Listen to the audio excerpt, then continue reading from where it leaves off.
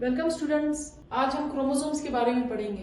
Chromosomes हमारे पास present होती है हमारे न्यूक्लियस में। ये जो है हमारा जेनेटिक मटेरियल जो है प्रेजेंट होता है कहाँ पर? क्रोमोसोम्स में। क्रोमोसोम्स का जो नाम है वो डिराइव हुआ है दो वर्ड से, chroma which means coloured and soma which means body. अब ये क्रोमोसोम इन्हें क्यों कहते हैं? क्योंकि ये सर्टेन जो हमारे पास स्टेन्स है उनमें जो है अगर इनको हम स्टेन दे सर्टेन केमिकल्स में तो ये हमें कलर डिफरेंट कलर्स शो करती है, इसीलिए इनको कहते हैं क्रोमोसोम्स, कलर्ड बॉडीज। इसकी दो फॉर्म्स होती है, एक जो जनरली जिसको हम पढ़ते रहते हैं उसे जो है हम कहते हैं क्रोमेटिन, और एक और इसकी फॉर्म है जो जिसे हम कहते हैं क्रोमोसोम। नॉर्मली हम जो है नाम तो क्रोमोसोम का यूज करते हैं लेकिन पढ़ रहे होते हैं क्रोमेटिन को। क्रोमेटिन जो है अलग होता है और क्रोमोसोम अलग होता है। क्रोमेटिन हमारे पास ये क्रोमेटोन होता है लेकिन ये डुप्लीकेटेड फॉर्म में होता है, रेप्लीकेटेड फॉर्म में होता है। तो अब देखते हैं दोनों में डिफरेंस क्या है। क्रोमेटिन जो है हमारे पास प्रेजेंट होता है इंटरफेज में, जबकि क्रोमोसोम प्रेजेंट होता है, अगर हम इसको बिल्कुल आपने प्रोमिनेंट क्रोमोसोम देखना है तो लेट मेटाफेज में क्रोमोसोम प्रेजेंट होता है। क्रोमेटिन थिन होता है, थ्रेड लाइक होता है, और क्रोमोसोम होता है वो थिक होता है, कंडेंस्ड होता है, क्वाइल्ड होता है, हाईली क्वाइल्ड होता है, जबकि क्रोमेटिन हमारे पास अनक्वाइल्ड होता है। ये थिन होता है, थ्रेड लाइक होता है और अनक्वाइल्ड होता है। अगर हम क्रोमेटिन की बात करें तो क्रोमेटिन बना है डीएनए से और कुछ प्रोटीन से। डीएनए हमारे पास है डीऑक्सी राइबो न्यूक्लिक एसिड, जो कि हमारा जेनेटिक मटेरियल है या हेरिडिटरी मटेरियल है। इस डीएनए में हमारी जीन्स होती है, और प्रोटीन्स जो है डिफरेंट स्टोन प्रोटीन्स होती हैं जो डीएनए और ये प्रोटीन्स आपस में मिलकर क्या बनाती है? क्रोमेटिन। अब हम इसके स्ट्रक्चर को थोड़ा डिटेल में देखते हैं। क्रोमेटिन को अगर हम इसके स्ट्रक्चर को देखें तो हम देखते हैं कि ये बना है डीएनए से और हिस्टोन से, हिस्टोन प्रोटीन से। अब ये जो हिस्टोन प्रोटीन है ये एक कॉम्प्लेक्स है, ये सिंगल एक स्टोन प्रोटीन नहीं होती बल्कि मल्टीपल स्टोन प्रोटीन्स मिलके डीएनए के साथ क्रोमेटिन बनाती है। तो हिस्टोन प्रोटीन्स में हमारे पास 5 टाइप्स ऑफ हिस्टोन प्रोटीन्स है, H1, H2A, H2B, H3 and H4। ये जो आपको H2A, H2B, H3 और H4 नजर आ रहे हैं, ये जो 4 हिस्टोन प्रोटीन्स है ये इन्वॉल्व होती है क्रोमेटिन के एक यूनिट को बनाने में। क्रोमेटिन का जो यूनिट है, जो स्मॉलेस्ट पार्टिकल है या यूनिट है जो कि हमारे पास एक क्रोमेटिन बनाता है, वो हमारे पास होता है न्यूक्लियोसोम। न्यूक्लियोसोम जो है क्रोमेटिन का यूनिट होता है, जो बना होता है इन 4 हिस्टोन प्रोटीन से प्लस डीएनए से। इसीलिए हम इसे क्या कहते हैं? Unit of chromatin. और इसे हम कोर पार्टिकल भी कहते हैं क्योंकि ये वो बेसिक कोर पार्टिकल है जो कि मल्टीपल इसी तरह के और कोर पार्टिकल्स मिलकर क्या बनाते हैं? क्रोमेटिन। अब हमारे पास ये जो न्यूक्लियोसोम है इसे क्या कहते हैं? ये एक ऑक्टामेयर है। ऑक्टामेयर मींस इसमें 8 हिस्टोन प्रोटीन्स है। अब यहाँ तो हमारे पास 4 है लेकिन ये 4 डबल होकर जो है आपस में मिलती है। हर जो हिस्टोन प्रोटीन है उसके दो आपस में मिलकर क्या बनाते हैं? एक ऑक्टामेयर। 2 H2O के, 2 H2B के, 2 H3 के और 2 H4 के। हमारे पास ये टोटल 8 हो गए। ये 8 प्रोटीन्स और 146 डीएनए के न्यूक्लियोटाइड्स आपस में मिलकर एक न्यूक्लियोसोम या कोर पार्टिकल बनाते हैं। अब ये जो 146 डीएनए न्यूक्लियोटाइड है ये इन जो कोर प्रोटीन्स है इनके अराउंड जो है रैप हुई है, इनके अराउंड जो है रैप हुई है और वो बनाती है क्या? न्यूक्लियोसोम। अब इनको जो ये डीएनए की 146 डीएनए की न्यूक्लियोटाइड्स हैं, इनको रैप होने के लिए स्टोन के अराउंड कोई तो ऐसी चीज चाहिए ताकि ये उनके अराउंड रैप हो सके। उसके लिए जो है डीएनए हमारे पास पॉजिटिवली चार्ज होता है और जो हिस्टोन्स है वो नेगेटिवली चार्ज होते हैं। तो पॉजिटिव और नेगेटिव चार्जेस एक दूसरे को अट्रैक्ट करती हैं। और आपको पता होगा कि जो पॉजिटिवली चार्ज्ड हमारे पास आयंस होते हैं उन्हें हम कैटायंस कहते हैं और वो एसिडिक इन नेचर होते हैं। तो डीएनए हमारे पास एसिडिक इन नेचर है, और जो हिस्टोन्स है उसमें ज्यादातर जो प्रोटीन्स है वो नेगेटिवली चार्ज्ड है, और नेगेटिवली चार्ज जो हमारे पास आयंस है उन्हें हम क्या कहते हैं? एन आयंस, और वो बेसिक होती हैं। इनके अलावा एक और चीज भी है जो कि डीएनए और हिस्टोन्स को आपस में कनेक्ट करती है, डीएनए को रैप करती है अराउंड 8 हिस्टोन प्रोटीन्स। वो क्या है हमारे पास? वो है लिंकर प्रोटीन। ये जो H1 प्रोटीन है ये लिंकर प्रोटीन है। जब डीएनए रैप हो जाता है अराउंड द स्टोन प्रोटीन्स तो ये जो लिंकर डीएनए है ये उसके ऊपर हम कह सकते हैं कि उसके ऊपर एक लॉक लगा लेता है। तो ये प्रोटीन न्यूक्लियोसोम को प्लस जो डीएनए उसके ऊपर रैप हुआ है उन दोनों को आपस में जोड़ता है, कनेक्ट करता है। और एक न्यूक्लियोसोम, अब जो क्रोमेटिन है वो मल्टीपल यूनिट से बना है, जो कोर पार्टिकल्स है या यूनिट ऑफ क्रोमोसोम है जिसे हमने न्यूक्लियोसोम कहा है। मल्टीपल न्यूक्लियोसोम्स आपस में मिलकर बनाते हैं क्रोमेटिन। तो एक न्यूक्लियोसोम को और दूसरे न्यूक्लियोसोम को आपस में जोड़ता कौन है? Linker DNA. तो आपने ध्यान रखना है लिंकर प्रोटीन और लिंकर डीएनए का फंक्शन अलग है। लिंकर प्रोटीन जोड़ता है न्यूक्लियोसोम को डीएनए के साथ और लिंकर डीएनए जोड़ता है एक न्यूक्लियोसोम को दूसरे न्यूक्लियोसोम के साथ। तो ये जो मैंने आपको क्रोमेटिन की हायरार्की बताई है, इसको आपने ध्यान से देखना है। ये बहुत ही ज्यादा इंपॉर्टेंट है और बहुत ज्यादा कंफ्यूजिंग भी है। और इसकी जितनी भी आपको मैंने फिगर्स लिख के दिए हैं, जो नंबर्स लिख के दिए हैं, ये आपने लाजमी याद करने हैं।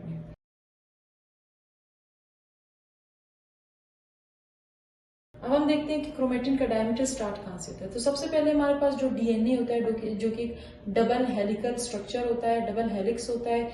इसका जो डायामीटर होता है, इसकी जो चौड़ाई होती है, दो जो स्ट्रैंड्स की चौड़ाई आपस में जिस चौड़ाई से मिले वो 2 नैनोमीटर होता है। यही डीएनए जो है हमारे पास 8 जो स्टोन प्रोटीन्स थी, H2A, H2B, H3, H4, उनसे जो है उनकी जो है दो स्टोन मॉलिक्यूल्स जो कि एक ऑक्टामेयर या 8 स्टोन्स बना रही थी, उनके अराउंड जो है डीएनए क्या हो जाता है? रैप हो जाता है और बनाता है स्मॉलेस्ट यूनिट ऑफ क्रोमेटिन, जिसे हम क्या कहते हैं? न्यूक्लियोसोम।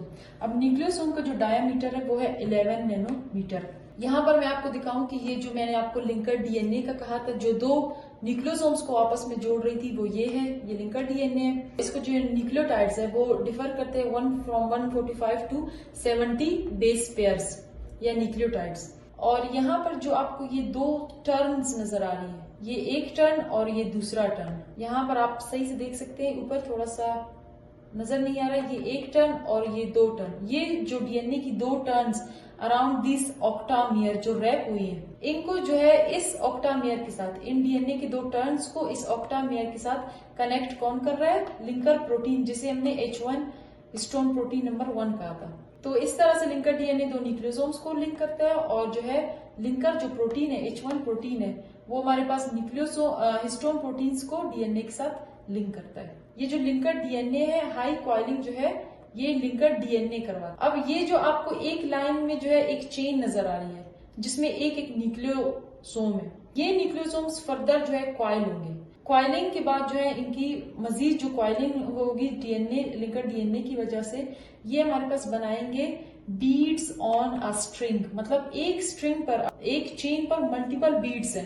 अप्रोक्सीमेटली जो है 6 जो है न्यूक्लियोसोम्स किसी एक चेन में है। मतलब अगर आप इसको एक लंबी सी चेन कंसिडर करें तो इस चेन में 6 न्यूक्लियोसोम्स जो है मिलकर क्या बना रही है? एक चेन का डायमीटर बना रही है। और इसका डायमीटर, इसको बीड्स ऑन अ स्ट्रिंग, इसको सोलिनाइड भी कहते हैं। और इसका डायमीटर होता है 30 नैनोमीटर। न्यूक्लियोसोम का 11 था और इसका 30 नैनोमीटर। अब आप देख सकते हैं कि हाईली जो है क्वाइलिंग स्टार्ट हो चुकी है, जिसे हम सुपर क्वाइलिंग कहते हैं।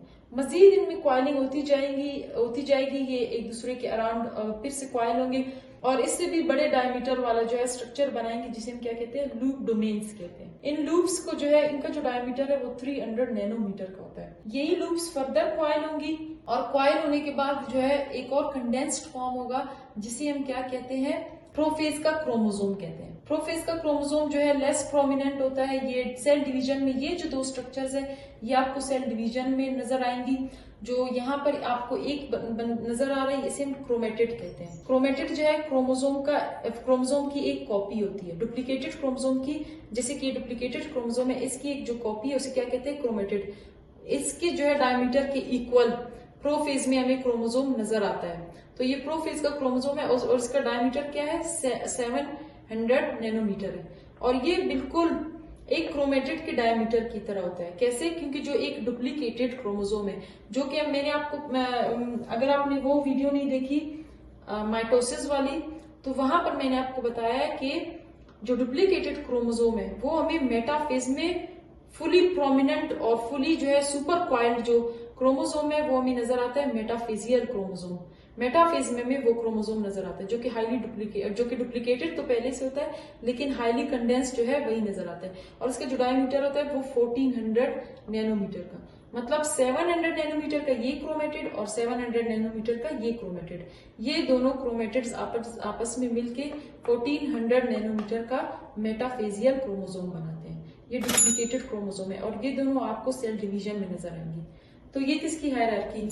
अगर हम डुप्लीकेटेड क्रोमोसोम की बात करें तो सबसे पहले हम उसका स्ट्रक्चर देखेंगे।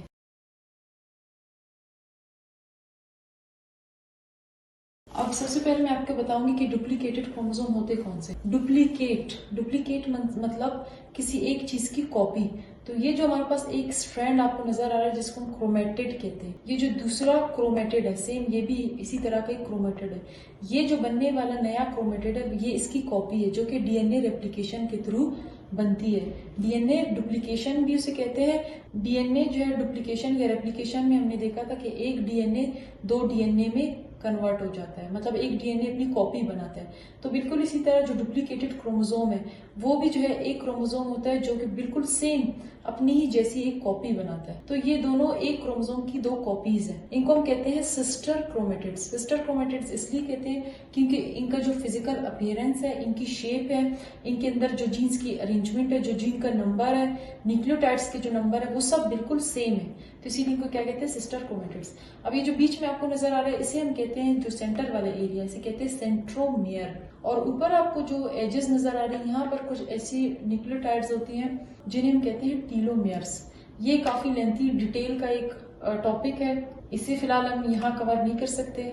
आप सिर्फ नाम देख ले कि जो बीच का एरिया है वो सेंट्रोमियर है और जो एजेस पर जो प्रेजेंट होंगे उन्हें हम कहेंगे टीलोमियर्स। और इस सेंट्रोमियर के साथ एक प्रोटीन कनेक्टेड होती है जिसे हम क्या कहते हैं काइनेटोकोर, जो कि सेल डिवीजन में काफी हेल्पफुल होती है। अब क्रोमेटिन की दो टाइप्स होती है, एक हेट्रोक्रोमेटिन एक euchromatin. Heterochromatin, hetero means different, chromatin chroma से निकला है कलर्स, वो क्रोमेटिन जो डिफरेंट कलर्स दे। अब इसे एट्रोक्रोमेटिन इसलिए कहते हैं क्योंकि जो सर्टेन स्टेन्स होती है उनके साथ अगर इसको मिक्स किया जाए तो ये बेंडिंग जो है पैटर्न्स शो कर, डिफरेंट जो कलर्स है या डाइज है उनके साथ स्टेन देता है और डिफरेंट बैंड पैटर्न्स शो, इसीलिए इसे कहते हैं एट्रोक्रोमेटिन।